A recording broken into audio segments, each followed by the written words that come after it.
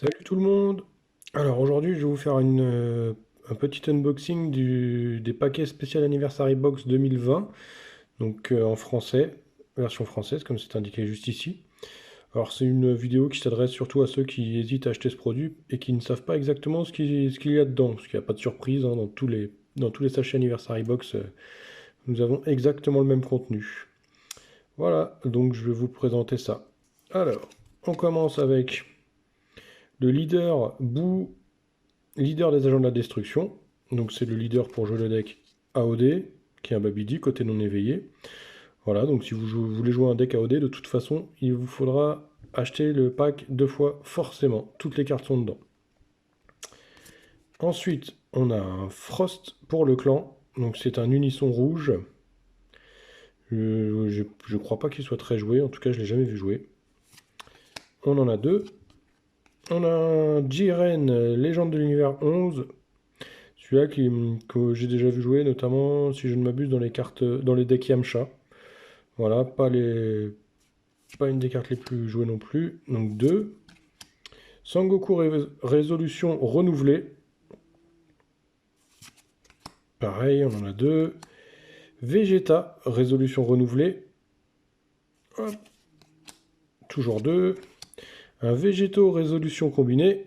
Donc a priori, vu leur nom, ils doivent tous aller dans le même archétype, hein, j'imagine.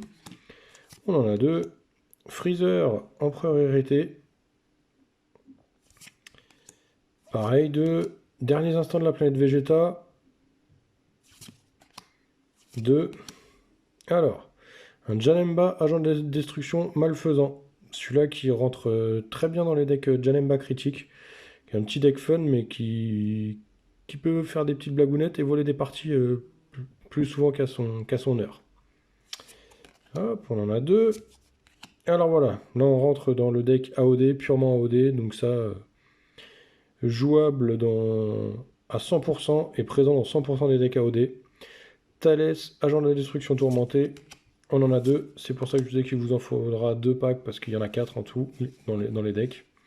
Et donc on a deux exemplaires de chaque carte dans celui-là, hein. Alors le Janemba Incarnation Maléfique, celui-là qui est joué dans le deck Janemba critique. Peut-être bien aussi dans le deck...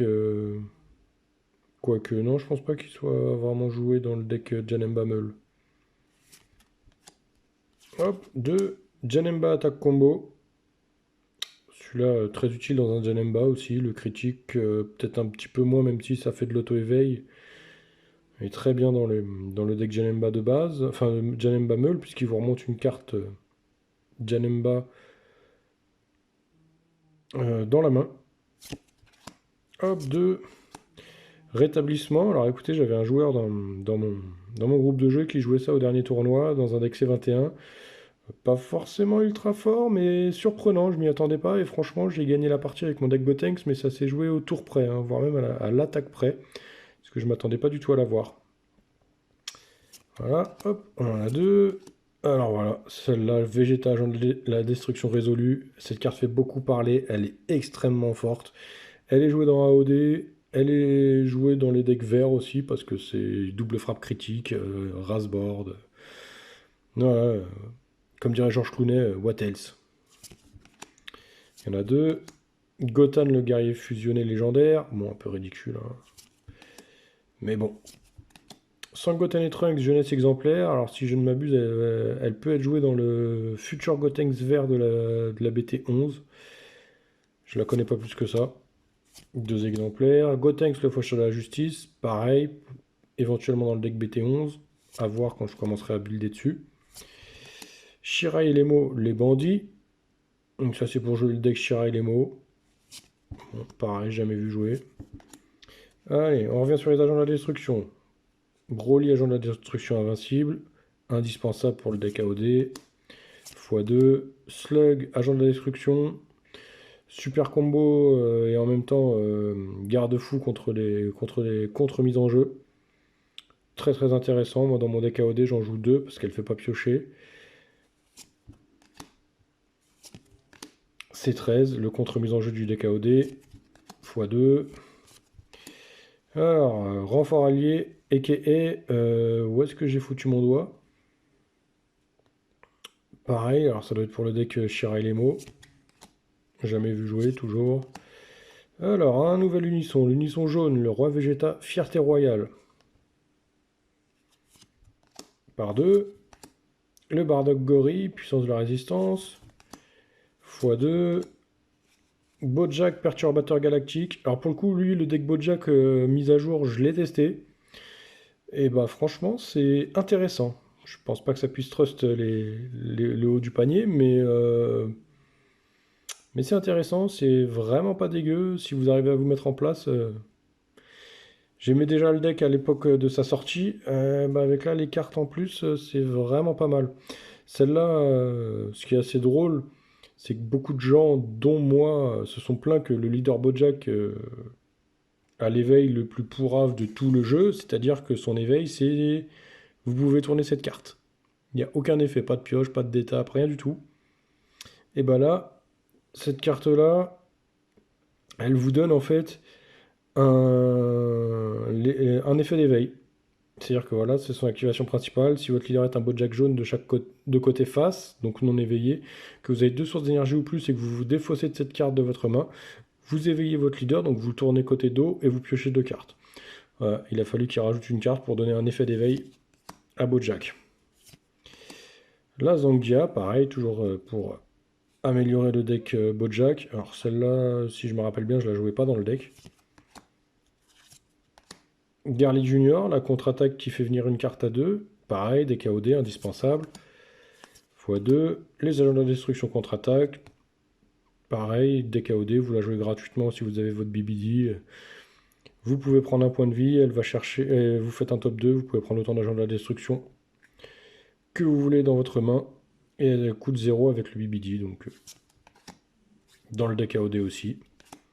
Alors, la pleine lune, jamais joué, je sais qu'elle est dans certains decks. Sangoku Junior et Vegeta Junior, Sion Saiyan. Alors eux, c'est l'unisson pour le Kit-Coup qui joue avec des cartes à 1, des skillless à 1. J'ai testé la version, c'est sympathique. Personnellement, c'est pas celle-là que je joue. Mais il y a des petits tricks à faire, ça peut être marrant. Là, vous en avez 2. Sangoku et C8, lien de combat. Pareil, je crois que c'est pour celles qui ont. C'est pour les petites. C'est pour le deck skillless avec des cartes à 1. J'en dirai pas plus, je le connais pas plus que ça. Hachiyak, indispensable dans les decks AOD. En x4, ça vous permet d'aller tuto le Babidi si vous ne l'avez pas. Enfin, d'aller le tuto et même de le jouer. Voilà, il y en a 2, il vous en faudra 4. Alors, le Hachiyak Fou de Haine. Alors, celle-là, je ne sais pas trop si elle est jouée. En tout cas, elle n'est pas très jolie, ce n'est que mon avis. Vous en avez 2. Le Kamehameha puissance maximale, qui est un très bon contre. C'est une contre-attaque, vous la payez 1, vous annulez l'attaque, et ensuite vous pouvez placer 4 cartes de votre dispersion dans votre warp et la remonter dans votre main. Vous pouvez l'activer qu'une seule fois par tour, parce que ce serait un peu trop fort sinon. Mais ça reste un très très bon contre qui remonte dans la main à chaque fois, enfin, que vous pouvez remonter dans votre main quand vous le jouez, et qui en plus a le bonus d'avoir une deuxième utilisation, cette fois-ci en activation principale, donc pendant votre tour, vous pouvez choisir une carte de combat adverse, avec un coût d'énergie supérieur au nombre de sources d'énergie adverses, et la transférer dans la dimension parallèle de son propriétaire, donc un peu de removal. Vous avez en x2. Ah, le Bojack Ruée Violente, alors lui, il est joué dans mon Bojack.